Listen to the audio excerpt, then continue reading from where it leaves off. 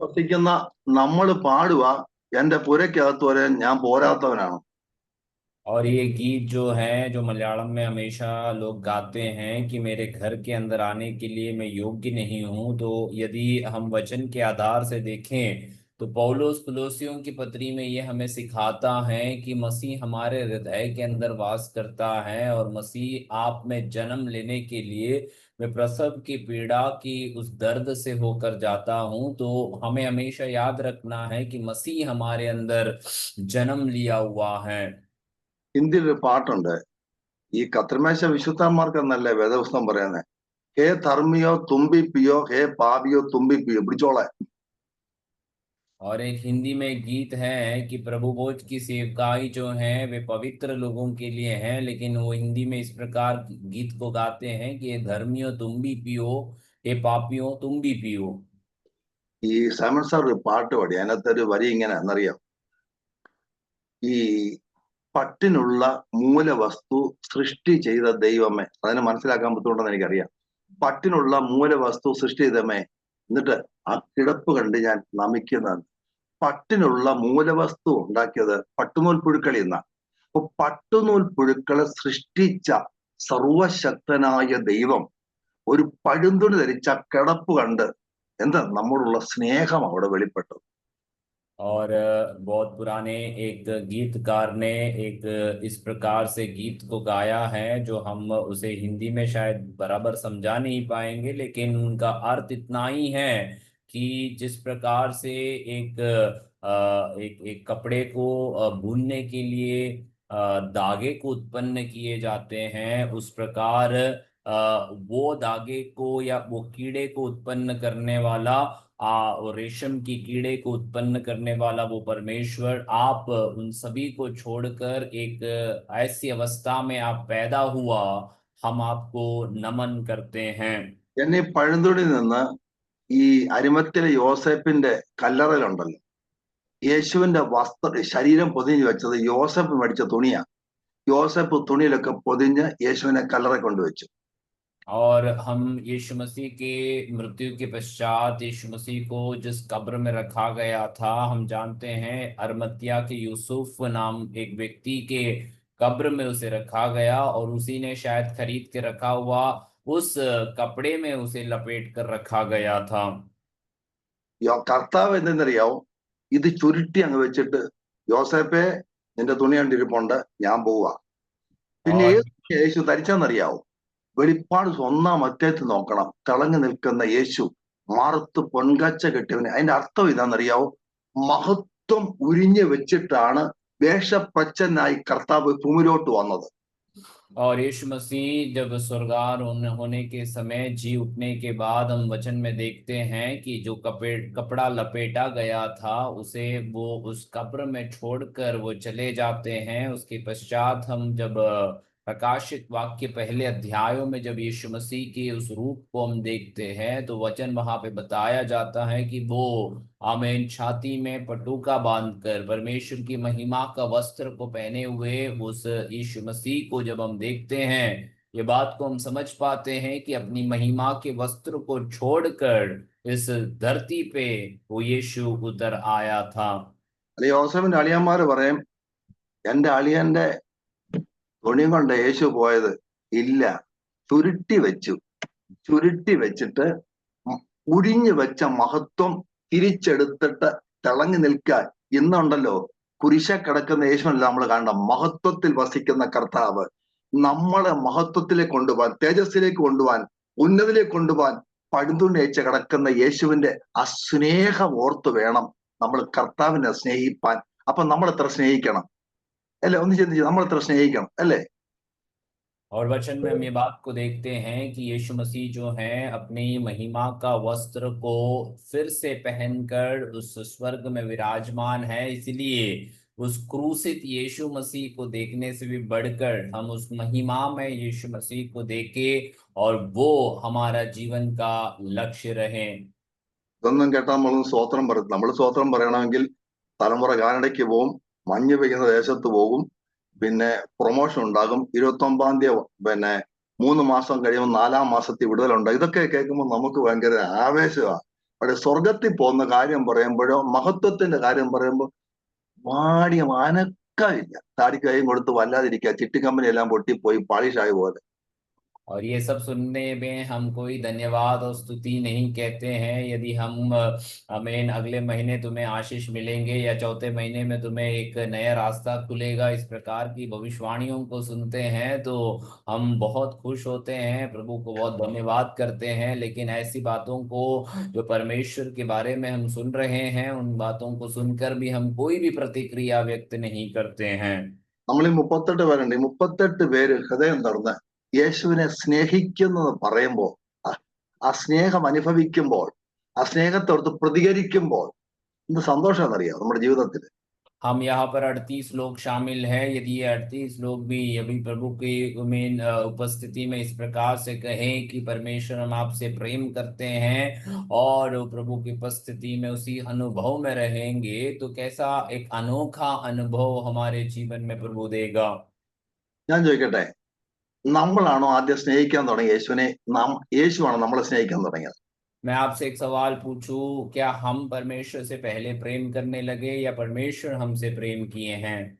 കർത്താവ് നമ്മളെ ആദ്യം സ്നേഹിച്ചത്. और वचन इस प्रकार से कहता है कि वो मसीह हमसे पहले प्रेम किया ഒരിക്കലും ആ സ്നേഹം മാറത്തില്ല. और वो प्रेम कभी हमारे जीवन से टलने का नहीं, എറ്റേണൽ ലവ്. और वो अनंतता का वो प्रेम है। वो വേറൊരു പാട്ടുണ്ടല്ലോ, എന്തുവാ?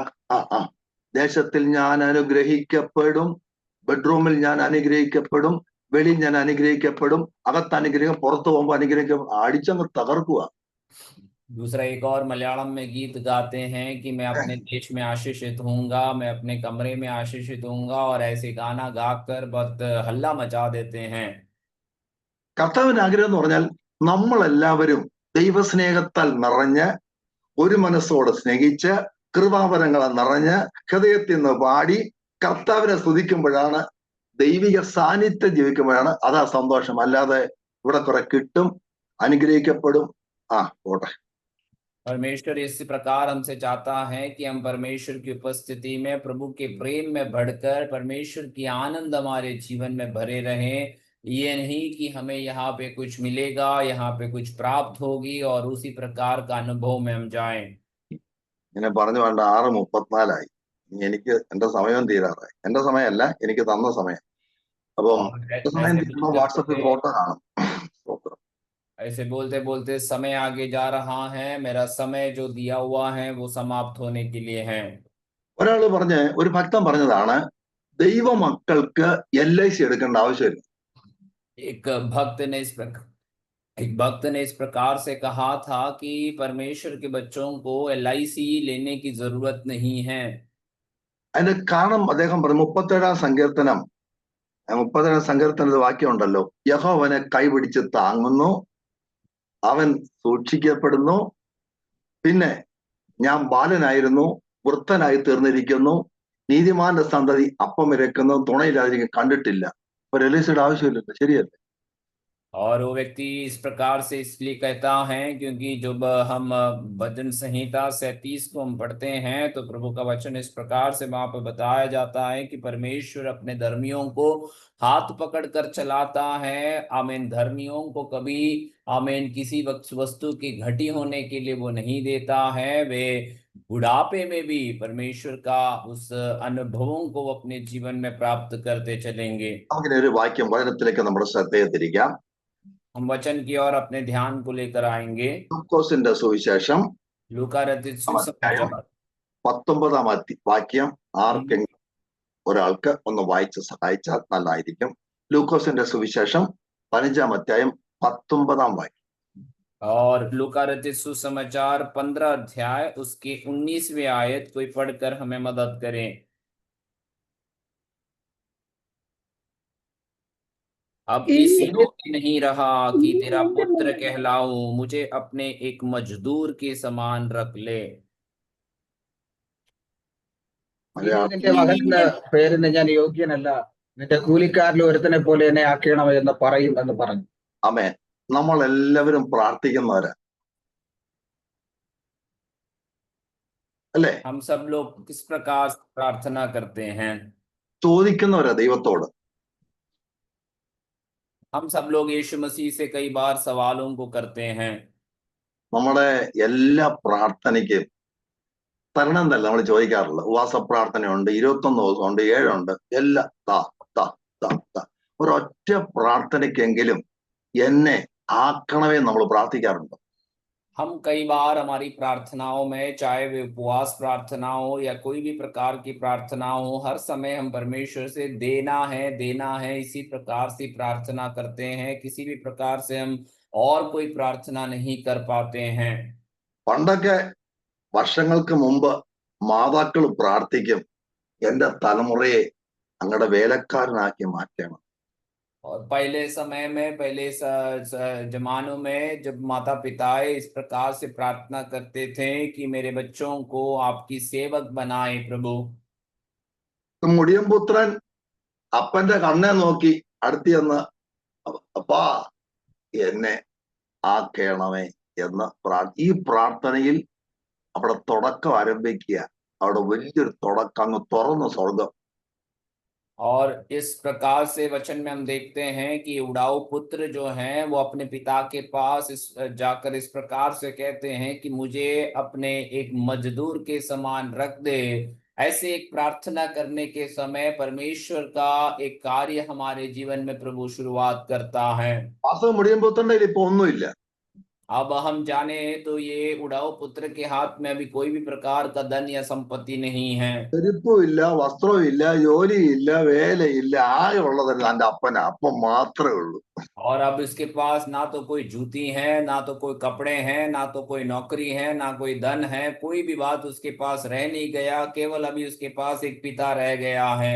കാരണം ചൊരിഞ്ഞാൽ, കാരണം വിട്ടുപോയവനാ, ഇനിയും വരത്തില്ലെന്ന് പറഞ്ഞ് തിരിച്ചു പോയ വ്യക്തിയാ. ഇനിയും ആകെയുള്ള ഒരു പ്രത്യാശ അപ്പനിൽ മാത്രമേ ഉള്ളൂ. ये इस कारण इसलिए हुआ क्योंकि उसने अपने सब कुछ को छोड़कर गया हुआ है कि कभी मैं लौट के घर पर नहीं आऊंगा, परंतु अब एकमात्र आशा उसके जीवन में यह है कि उसका पिता ഒന്നുമില്ലാത്തവൻ उसके घर में है। ഒന്നുമില്ലാത്തവൻ എല്ലാം ഉള്ളവന്റെ കണ്ണിൽ നോക്കി പ്രാർത്ഥിക്കുന്ന പ്രാർത്ഥന. जब एक व्यक्ति के पास कुछ ना हो तो वो व्यक्ति, जब ऐसे व्यक्ति के पास जो सब कुछ है उसकी आंखों में देखकर जो प्रार्थना कर रहा है, वो एक अनुभव को यहाँ पर हम पढ़ते हैं। ഈ പൗലോസ് എഫെസ്യ ലേഖനത്തിൽ പ്രാർത്ഥിച്ച ഒരു പ്രാർത്ഥന വാചകം നാം पौलुस इफिसियों की पत्री में प्रार्थना किया हुआ एक कथन इस प्रकार से है। നാം ചോദിക്കുന്നതിലും നനയ്ക്കുന്നതിലും അത്യന്തം പരമായി ചെയ്യുവാൻ നമ്മിൽ വ്യാപരിക്കുന്ന ശക്തി കഴിയുന്നവൻ. और इस प्रकार से प्रभु का वचन कहता है कि अब हमारी मांगने से, हमारी कल्पनाओं से बढ़कर अत्यंत रूप से कार्य करने वाला वो परमेश्वर का वो सामर्थ, എല്ലാം നിറവിനോളം നിറഞ്ഞു വരുമെന്ന് അനുഭവം. അപ്പൊ നിറയ്ക്കുന്ന ഒരു ദൈവം, ആക്കുന്ന ദൈവം, കഴിവുള്ള ദൈവം. और सारी भरपूरी से भरने वाला वो परमेश्वर, सारे वो अनुभवों से तृप्त करने वाला और काबिल रखने वाला परमेश्वर। അപ്പൊ ഈ മുടിയൻപുത്രനെ ആദ്യം പറഞ്ഞു, എന്റെ വസ്തുവിന്റെ പാതി എനിക്ക് താ. ये उड़ाऊ पुत्र शुरुआत के समय में अपने पिता से कहता है कि मेरे जो धन संपत्ति है उसके हिस्सा मुझे दे देना। അവനെല്ലാം ഉണ്ടായിരുന്നു, എന്നിട്ട് ചോദിക്കുക താ താ. उसके पास सब कुछ था, फिर भी अपने पिता से कहता है कि मुझे दे दे। ആക്ച്വലി നമ്മൾ ഇന്നും എല്ലാം ഉണ്ടെങ്കിലും ചോദിക്കുന്നത് താന്ന, ഇത് പോരാ, ഇനിയും വേണം. आज हमारे पास सब कुछ होने के बावजूद भी आज हम परमेश्वर से पूछते हैं कि हमें दे देना, हमें ये काफी नहीं है और हमें जरूरत है। നമ്മുടെ കർത്താവ് ഗേല തടാകത്തിന്റെ കരയിൽ നിന്നുകൊണ്ട് യേശു പത്രോസിനോട് പറഞ്ഞു, ഞാൻ നിന്നെ മനുഷ്യനെ പിടിക്കുന്നവൻ ആക്കും. और हमारे यीशु मसीह को हम देखते हैं कि गलील की उस झील के सामने आमीन खड़े होकर पतरस से वो इस प्रकार से कहता है कि मैं तुझे मनुष्यों को पकड़ने वाला बनाऊंगा। അപ്പൊ ആക്കിയോ? കർത്താവ് ആക്കിയോ? ആക്കിയല്ലേ? क्या परमेश्वर ने उसे ऐसा अनुभव में ले आया? सच में उसे ले आया है। ഇതാണ് കർത്താവിന്റെ പവർ. ये है वो परमेश्वर का सामर्थ्य। ഞാൻ എപ്പോഴും ദൈവത്തോട് എങ്ങനെ ഞാൻ പാസ്റ്ററായി? ആയതല്ല, ആക്കിയതാ. मैं कई बार परमेश्वर से पूछता हूँ कि किस प्रकार मैं प्रभु आपका एक पासबान बनकर हूँ, लेकिन मैं बना नहीं, परमेश्वर ने मुझे बनाया है। യോസേപ്പിനെ മന്ത്രിയാക്കിയതും ദാവീദിനെ രാജാവാക്കിയതും ദൈവമല്ലേ? यूसुफ को मंत्री बनाने वाला, दाऊद को राजा बनाने वाला, वो भी परमेश्वर ही है ना। നമ്മളെ ശുശ്രൂഷകന്മാരാക്കിയതും ദൈവമല്ലേ? हमें सेवक बनाने वाला भी वो परमेश्वर ही है। നമ്മൾ വലിയവനാക്കിയതും ദൈവമല്ലേ? हमें बड़ा बनाने वाला वो परमेश्वर है।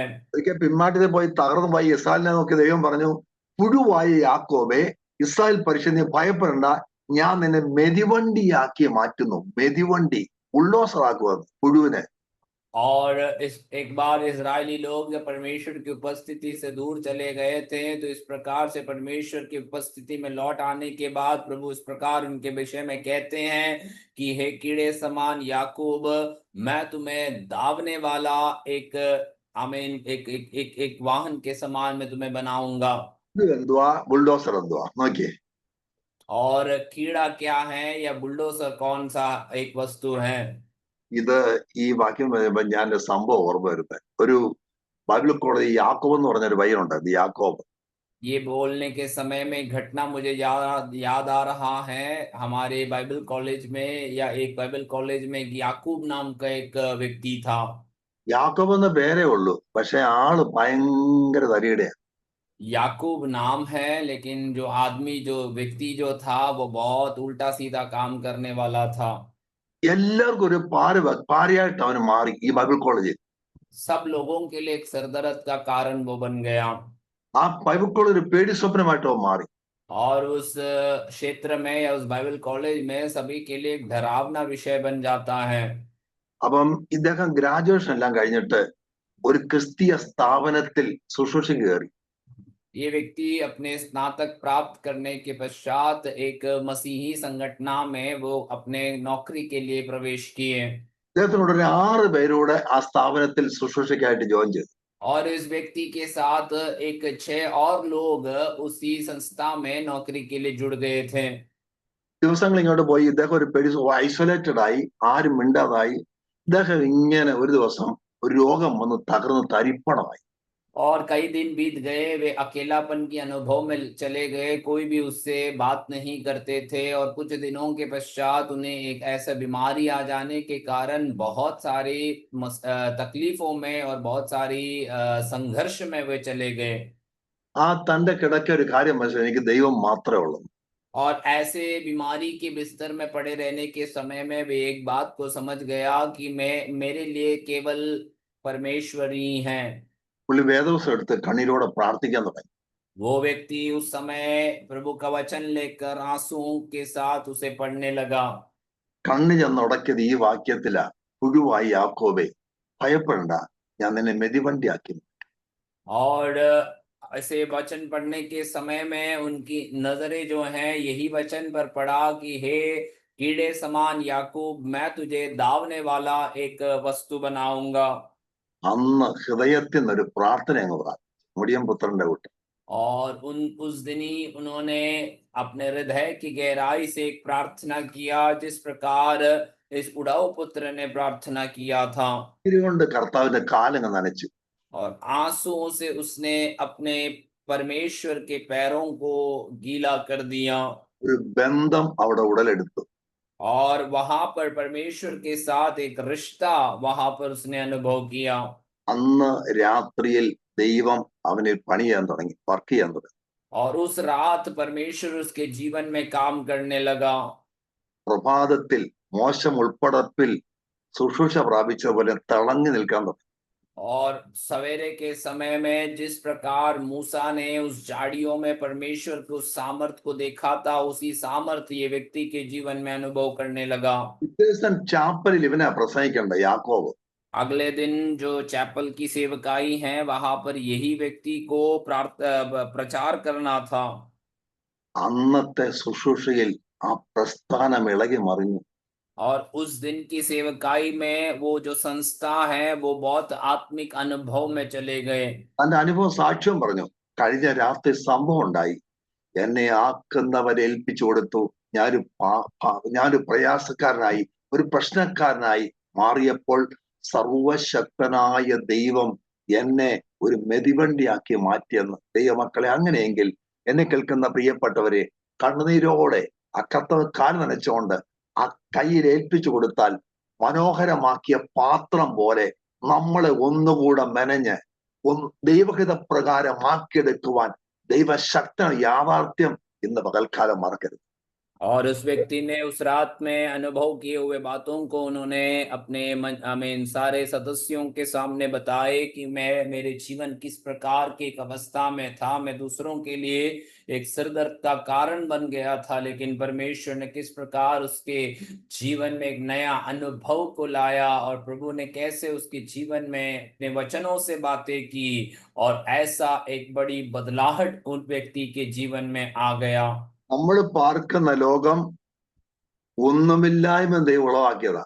हम जिस संसार में रहते हैं वे शून्यता में से बनाया हुआ एक संसार है। പാഴും ശൂന്യമായ ഭൂമിയെ മനോഹരമാക്കി തീർത്തവനാ ദൈവം. ये परमेश्वर ने जो इस संसार जो शून्य था और बेडोल था उसे सुंदर बनाया हुआ परमेश्वर है ये। നമ്മളൊക്കെ മനോഹരമാക്കുന്ന കൈകളിലാണ് നമ്മൾ ഏൽപ്പിച്ചു കൊടുക്കേണ്ടത്. हम वही हाथों में अपने जीवन को समर्पित करना है जो हमारे जीवन को भी इसी प्रकार से सुंदर अनुभव में लेकर आ सकते हैं। പുത്രനിലേക്ക് മടങ്ങി വരാം. हम अपने वचन की और बात लौट कर आएंगे। അവന്റെ വസ്ത്രം കണ്ടോ? ये उड़ाऊ पुत्र का वस्त्र को थोड़ा देखे, കീറിപ്പറിഞ്ഞ് फटा हुआ अनुभव में, കവിളുണ്ടോ? കവിളൊക്കെ ഒട്ടി. उसके गाल सब अंदर चले गए हैं, ആഹാരം കഴിച്ചിട്ട് ദിവസങ്ങളായി. अच्छे से भोजन करके कई दिन बीत गए हैं। അവനിൽ എന്തെങ്കിലും പ്രത്യാശ ശേഷിച്ചിട്ടുണ്ടോ? क्या उसके अंदर किसी भी प्रकार की आशा अब रह गई है? ആദ്യമായി പ്രാർത്ഥിച്ച കർത്താവേ, പിതാവേ, നിന്റെ കൂലിക്കാരൻ ഒരുവനെ പോലെ എന്നെ ആക്കേണമേ. सबसे पहला वो इस प्रकार अपने पिता से ये बात को कहता है कि मुझे अपने एक मजदूर के समान रख लेना। ഈ ആക്കണമേ എന്നുള്ള ആ ഹൃദയത്തിൽ നിന്നുള്ള ഒരൊറ്റ വാക്കുണ്ടല്ലോ, കർത്താവിന്റെ ചങ്കത്തോട്ടം കയറി. और मुझे अपने मजदूर के समान रख लेना, ऐसा ये जो शब्द है वो परमेश्वर के हृदय के अंदर वो छू जाता है। നമ്മളെപ്പോഴും വീടുതാ, കാറുതാ, വേവിച്ചമ്പർ പറഞ്ഞവരെ കാർ ഭൂതാക്കിത്താ, പിന്നെ അതുതാ ഇതുതാ, എന്നല്ലാതെ എങ്ങനെയെങ്കിലും നമ്മൾ പ്രാർത്ഥന അരിച്ചു നോക്കിയാൽ ആക്കണമെന്ന് പ്രാർത്ഥിക്കാറുണ്ടോ? हम अभी कई बार इस प्रकार से प्रार्थना करते हैं कि ये देना, वो देना, ऐसा कर लेना, वैसा कर लेना, लेकिन क्या इस प्रकार से हम प्रार्थना करते हैं कि मुझे ऐसा बना दे? ഞാൻ എപ്പോഴും ഓർക്ക് ഈ അനുകുഞ്ഞ ഭാഷ എങ്ങനെ പാഷായത്. मैं कई बार इस प्रकार से सोचता हूँ कि अन्य कुंज पास्टर किस प्रकार से प्रभु की सेवकाई में बने हैं। 92 സ്നാനപ്പെട്ട് 1992 में वे बपतिस्मा लिए സ്നാനപ്പെട്ട് കഴിഞ്ഞ് ചർച്ചയിൽ നിന്ന് പോയപ്പോ ഏരിയ കണ്ടിട്ടില്ല. और बपतिस्मा लेने के पश्चात वो अपनी कलीसिया से चले गए और वहां पे फिर दिखाई नहीं दिए। പിന്നെ ബസ് സ്റ്റോപ്പിലൊക്കെ കാണും പുറകെ നടന്ന് ഞാനും സഹിയിട്ട്. और फिर उसके पश्चात वे बस स्टॉप में मिलते थे, उनके पीछे पीछे चल चल कर मैं भी थक गया था। തന്റെ കയ്യിൽ ഒരു പിച്ചാത്തി ഉണ്ട് എപ്പോഴും. उनके हाथ में हमेशा एक चाकू रहता था। അത് കഴിഞ്ഞ് വർഷങ്ങൾ കഴിഞ്ഞ് താൻ്റെ പ്രവാചകനൊക്കെ ആയിട്ട് ജനിസ് എന്നെ വിളിച്ചു. ഞാൻ പറഞ്ഞു ഇങ്ങോട്ടെങ്ങും വരണ്ട, കാരണം ഞാൻ അറിഞ്ഞില്ല ദൈവം പുള്ളി ആക്കിയത്. അപ്പം ഇദ്ദേഹത്തിന്റെ ജീവിതത്തിൽ ദൈവം ഇടപെട്ട് ഇതെങ്ങനൊക്കെ ആയെന്ന് ഓർക്കുമ്പോ ദൈവത്തിന്റെ കരത്തെ ഓർത്ത് ഞാൻ സ്തോത്രം ചെയ്തു. और फिर उसके पश्चात सालों के बाद वे प्रभु के दास एक भविष्यवक्ता के रूप में कार्य कर रहे थे। उन्होंने फिर मुझसे इस प्रकार से बातें किया तो मैंने उनसे कहा कि आप यहाँ पर मत आना, क्योंकि मैं नहीं जानता था कि परमेश्वर उनके जीवन में कैसे कैसे बदलावटों को लाया है। तो मैं ये बात को याद करता हूँ कि किस प्रकार से परमेश्वर एक व्यक्ति के जीवन में अपने अनुभवों को देकर उन्हें बदल देते हैं। ഞാന് കല്യാണം കഴിക്കാൻ നാട്ടിൽ പോയപ്പോ ലെറ്റർ ഇല്ലാതെ കല്യാണം കഴിക്കത്തില്ല, ആരും ലെറ്ററും കൊടുക്കത്തില്ല. और जब वे केरल गए कि अपने विवाह को करे तो बिना कोई पत्र का कोई उनको विवाह करने के लिए अनुमति नहीं देता है। ഇന്ന് ഞാൻ ഈ പ്രസംഗിക്കുന്ന സമയത്തും അക്കരമുണ്ട്, നമ്മൾ നീട്ടപ്പെട്ടിരിക്കുക. നമ്മൾ ഈ പ്രാർത്ഥന ശൈലി മാറ്റി, ദൈവമേ എനിക്കൊരൊറ്റ ആയുസേ ഉള്ളൂ, അങ്ങയുടെ ഹൃദയത്തിന്റെ ആഗ്രഹപ്രകാരം എന്നെ ഒന്ന് ആക്കണമേ. അങ്ങയുടെ സഭയിൽ എന്നെ ബ്യൂട്ടിഫുൾ ആക്കണമേ. ഈ പ്രാർത്ഥന ഗ്രൂപ്പിൽ എന്നെ ഒരു അനുഗ്രഹ വിഷയമാക്കി മാറ്റണമേ. ഞാൻ പ്രാർത്ഥിക്കുമ്പോൾ ചലിക്കത്തക്ക വിധത്തിൽ നാവിനെ ഒരു അഗ്നിയാക്കി മാറ്റണമേ എന്ന് പ്രാർത്ഥിക്കുന്ന എത്ര പേരുണ്ട്? ഞാൻ അവർക്കായി കർത്താവിനെ സ്തുതിക്കുക. आज भी परमेश्वर की उपस्थिति में हम जब आए हैं तो हम हमारे जीवन में यही एक प्रार्थना को करना है कि परमेश्वर मेरे जीवन दूसरों के लिए एक आशीष का कारण बना, मेरे जीवन आपके कारण सुंदरता का अनुभव में ले आ, मेरे जीवन जब मैं दूसरों के साथ रहता हूँ मेरे जीवन से वे लोग आशीषित होने दे। ऐसे ये प्रार्थना करने वालों के लिए मैं प्रभु को धन्यवाद और स्तुति करता हूँ। പാട്ടുപാടിയ ബേബിച്ചൻ ബദറും ഈ തോംസൺ പാസ്റ്ററും ജോയ് പാസ്റ്ററും സദനും ഞാൻ ഇങ്ങനെ ആയതല്ല, ദൈവമാക്കിയതാണ്. हमने से हर एक व्यक्ति चाहे कोई भी क्यों ना हो, हम इस प्रकार आज बने नहीं हैं, परंतु परमेश्वर ने हमें लेकर आया है, हमें बनाया है। ഇനി ഇതൊക്കെ ആക്കുവാൻ ആ കരത്തിന് ശക്തിയുണ്ട്. और भी लोगों को और अनुभव में ले जाने के लिए वो परमेश्वर का हाथ में सामर्थ्य से भरा हुआ है। 2025 തീരാൻ പോവാ. ഈ സമയത്തെങ്കിലും നമുക്കത് കർത്താവെ ഇനി പോരാ, ഇനി പണക്കാരനല്ല, അങ്ങയുടെ ദേശത്തിന് മക്കൾക്ക് അനുഗ്രഹമാക്കി എന്നെ മാറ്റണമേ എന്ന് നമുക്കൊന്ന് പ്രാർത്ഥിക്കാം. 2025 समाप्त होने के लिए आ रहा है तो हम इस प्रकार से परमेश्वर से प्रार्थना करना कि प्रभु मुझे धनी बनाने के लिए नहीं, परंतु मेरे जीवन से अनेक लोगों को एक आशीष का अनुभव में आ जाने के लिए मुझे आप इसी प्रकार से बना दे। നമ്മൾ നമ്മളിലേക്ക് നോക്കല്ലേ, കർത്താവിലേക്ക് നോക്കണം. നമ്മൾ എന്തുവാകട്ടെ നോക്കിയേ, മുടിയൻ പുത്രന്റെ കണ്ടോ എങ്ങനെ കുറച്ച് സമയം കഴിഞ്ഞപ്പോൾ കാല് മുതൽ തല വരെ അടിമുടി അവനെ മാറ്റി ദൈവം. और हम अपने और देखने के लिए नहीं परंतु हम परमेश्वर की ओर देखें, जिस प्रकार से उड़ाऊ पुत्र के जीवन में सर से लेकर पांव तक उसके जीवन को परमेश्वर ने जिस प्रकार पूर्ण रीति से बदल दिया, ऐसा एक अनुभव हमारे जीवन में आए। അവൻ ആനന്ദിച്ച് തുടങ്ങിയെന്ന്. और उसके बाद आगे को हम देखते हैं कि वे आनंद करते हुए आगे बढ़े, കരഞ്ഞോണ്ടാ വന്നേ. रोते हुए वे प्रभु उसके पिता के पास आए थे। അവൻ പാപിയായിട്ടാ വന്നേ. एक पापी के समान वो पापी की दशा में वे वहां पर आए। ഒന്നേ അവൻ വന്ന പോലെയാണോ ഇപ്പൊ ആയിരിക്കുന്നത്? पहली बात हमें बात को समझना है कि जिस प्रकार वो आया था उसी प्रकार क्या वो प्रभु की उपस्थिति में है। ദൈവത്തിന് വന്നുകൊണ്ടായില്ല, നേരെ ചൊവ്വേ വരണം. അതുകൊണ്ടാണ് വചനം പറയുന്നത്, വസ്ത്രങ്ങളെയല്ല ഹൃദയങ്ങളെ തന്നെ കീറി എന്റെ അടുക്കൽ വരുവൻ. അടുക്കൽ. ആമേൻ. और परमेश्वर की उपस्थिति में आने से काफी नहीं है, जिस प्रकार आना चाहिए उसी प्रकार हम प्रभु की उपस्थिति में आए, जिसे वचन में कहता है कि अपने वस्त्रों को फाड़ने के लिए नहीं परंतु अपने हृदयों को फाड़कर प्रभु की उपस्थिति में अपने जीवन को रखें। നമ്മൾ ഇങ്ങനെയൊക്കെ ഇരുന്നാ മതിയോ? 5 വർഷമായി തുടങ്ങിയിട്ട് 5 വർഷമായിട്ട് ഒരേ ഇരിപ്പാ. ചായ കുടിക്കുന്ന കപ്പൊക്കെ മാറി, പക്ഷെ നമുക്കൊരു മാറ്റവും ഇല്ല. हम ऐसे बैठकर काफी है क्या? 5 साल बीत गए हैं हमारी ये शुरुआत करते हुए, तभी से लेकर अब तक हम वैसे ही बैठे। हो सकता है कि हमारे चाय पीने की कप बदल गया हो, लेकिन हमारे जीवन में किस प्रकार की बदलावट आया है। കപ്പിന്റെ വലിപ്പം കൂടി നമുക്കൊരു മാറ്റവും ഇല്ല. അതേ ശൈലി അല്ല. മാറ്റണം, കരയണം ദൈവസന്നിധിയിൽ, ആ പാദപീഠത്തിൽ ആ കാല് നനയ്ക്കണം. നമ്മളകത്ത് ദൈവത്തിന്റെ ആത്മാവിന്റെ പ്രവർത്തനം മാറ്റം വരുത്തിക്കൊണ്ടിരിക്കണം. ഈ പ്രാർത്ഥന ഗ്രൂപ്പ് വളരണം. ഇന്ത്യ മൊത്തം കർത്താവ് ചെറുത് മതി, ഒരു ചെറുത് കർത്താവിന്റെ കയ്യിലോട്ട് കൊടുത്തേ, മനോഹരമാക്കുന്നവനാ നമ്മളെ കർത്താവ്. हमारी बारी अनुभव को बदलने के लिए नहीं परंतु हमारे जीवन के अंदर के अनुभवों को परमेश्वर बदलने के लिए हमें प्रार्थना करना है। हमारी प्रार्थना में एक बदलावट ले आए, हमारे जीवन में एक बदलावट ले आए। हमारी इस प्रार्थना के इस ग्रुप के द्वारा परमेश्वर पूरे भारतवर्ष में प्रभु अपनी आशीषों को और एक बिदारी के अनुभवों को परमेश्वर ले आए, ऐसी हमें प्रार्थना करना है। അവൻ പ്രാർത്ഥിച്ച് കൂലിക്കാരനെ പോലെ, കൂലിക്കാരന് ചപ്പലിടാൻ പറ്റത്തില്ല. ആദ്യം ചപ്പല് തൊട്ട് തല വരെ നോക്കിയേ ആക്കുവാൻ കഴിവുള്ള ഒരു ദൈവം നമ്മൾ പ്രാർത്ഥിക്കുമെന്നറിയാണ്ടോ.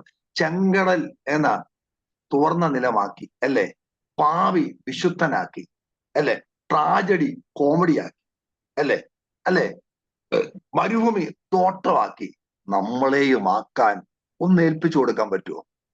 और यहाँ पर हम इस प्रकार से देखते हैं कि उड़ाऊ पुत्र अपने पिता से कहता है कि मुझे अपने एक मजदूर के समान बना दे, लेकिन मजदूर कभी भी एक जूते को नहीं पहन पाते हैं, लेकिन यहाँ पर इसके जीवन में हम देखते हैं कि उसके जूते से लेकर उसके वस्त्र को भी बदल दिया गया। वैसे परमेश्वर हमारे जीवन में अपनी अनुभवों को लाता है, हमारे दुख को आनंद में, हमारे आमीन जो हमारे जो भी अवस्था है उसी को आमीन वो बदलने वाला परमेश्वर है।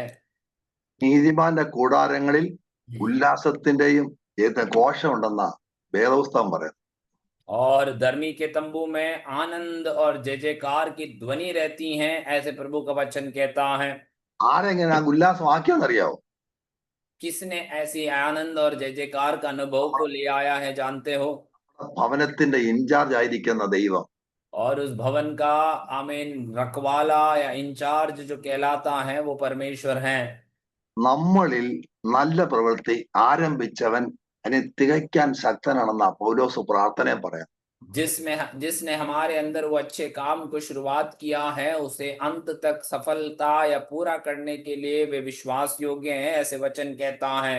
ആരൊക്കെ എതിരെ നിന്നാലും എന്തെല്ലാം പ്രശ്നം ഉണ്ടായിട്ടും നിന്റെ മേലുള്ള വിളി നിന്റെ ഉള്ള ഉദ്ദേശം നിവർത്തിപ്പാൻ എന്റെ കർത്താവ് ശക്തനെ ഏൽപ്പിച്ചു കൊടുത്താൽ മതി. कितने भी लोग आपके विरोध में खड़े रहे, लेकिन आपके ऊपर जो परमेश्वर का बुलाहट है और दर्शन है उसे पूरा करने के लिए आप परमेश्वर काफी हैं। आप केवल प्रभु के हाथ में अपने जीवन को समर्पित कर दें। സമർപ്പിക്കാൻ പറ്റുമോ ഇന്ന് ജീവിതത്തെ? क्या आज हम अपने जीवन को एक और बार प्रभु के हाथों में समर्पित कर पाएंगे? നമ്മൾ ഇങ്ങനെ ഇരുന്നാ പോരെ. हम ऐसे बैठने से काफी नहीं है। നമ്മള് 5 വർഷമായി പ്രാർത്ഥന കൂടിയിട്ട് നമ്മളിൽ എന്ത് മാറ്റം ഉണ്ടായി? हम 5 साल हुए हैं प्रार्थना में आने से, हमारे जीवन में कैसे कैसे बदलावट आए हैं। അത് തന്നു ഇത് തന്നു എന്നല്ല, പക്ഷെ ദൈവം എന്ത് മാറ്റം നമ്മളിൽ വരുത്തി? ये मिला वो मिला ये नहीं, परंतु परमेश्वर ने क्या क्या आमीन बदलावटों को हमारे जीवन में लेकर आया है। ഇവിടെ പ്രാർത്ഥനയിൽ മുഴങ്കാലിൽ നിന്ന് ആ കണ്ണിലേക്ക് നോക്കി ഒന്ന് പറ, കർത്താവേ അങ്ങയുടെ ഹിതപ്രകാരം എന്നെ ഒന്ന് ആക്കണം. वो हमारे प्रार्थना के कमरे में घुटने में आकर परमेश्वर की ओर देखते हुए इस प्रकार से हम प्रभु से कहे, प्रभु मुझे आपके समान बदल देना। നമ്മുടെ വസ്ത്രത്തിന് കറപുരട്ടിട്ടുണ്ടെങ്കിൽ പുതിയ വസ്ത്രം തരാൻ അപ്പൻ ശക്തനാണ്. हमारे वस्त्रों में यदि दाग लगी हैं तो नया वस्त्र देने के लिए वो परमेश्वर सामर्थी हैं। 36:26 നമ്മളിങ്ങനെ വായിക്കും, ഞാൻ നിനക്ക് പുതിയ ഹൃദയം തരും, കല്ലായുള്ളത് മാറ്റും, പണിയും. ഈ വർഷം തീരാൻ പോവാ, നമുക്കൊന്ന് മനോഹരമാകണം, നമുക്കൊരു മാറ്റം വേണ്ടേ, അടുത്ത വർഷം നമ്മൾ അനുഗ്രഹിക്കപ്പെടണ്ടേ, നമ്മൾ ആൾക്കാർ കൂടെ ഉണ്ടേ, നമ്മുടെ ഭവനം അനുഗ്രഹമാകണ്ടേ, വിലാപം നൃത്തമാകണ്ടേ, ഏൽപ്പിച്ചു കൊടുക്കാം. ഈ വചനങ്ങളാൽ കർത്താവ് അനുഗ്രഹിക്കട്ടെ. God bless you all. Thank you Amiral, thank you pastor. एहेजकेल नबी की पुस्तक में इस प्रकार से वचन कहता है कि मैं तुम्हारे जीवन में एक नया हृदय उनको दूंगा। इसी प्रकार हम प्रभु से प्रार्थना करना है कि परमेश्वर हमारी सारी परिस्थितियों को बदलकर, उस पत्थर दिल को बदलकर मोम के समान एक हृदय को दे, और प्रभु से प्रार्थना करे इन वचनों के द्वारा परमेश्वर हम सबको आशीष और अनुग्रह दे।